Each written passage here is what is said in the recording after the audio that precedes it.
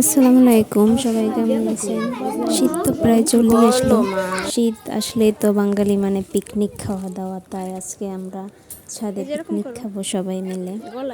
খাবার দাবার ছিল হাঁসের মাংস, রোস্ট পোলাও আর সালাদ। হ্যাঁ, রোস্ট পোলাও তো ঠিক আছে, কিন্তু আজকে তুমি কি খেতে আসছো এ বাসায়? পিকনিক।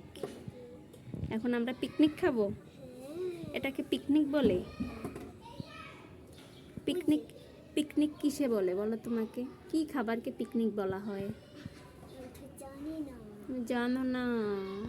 পিকনিক মানুষ কোথায় করে? বাসায়। নো মা। কি হইলো? এখন তুমি পিকনিকে কি কি খেতে চাও বলো তো?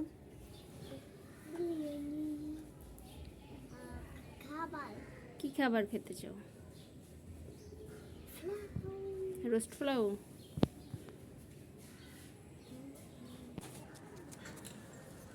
এটা কে তোমার? তোমার ফ্রেন্ডকে কি দিয়েছো? তোমার ফ্রেন্ডকে কি দিয়েছো? ব্লগস।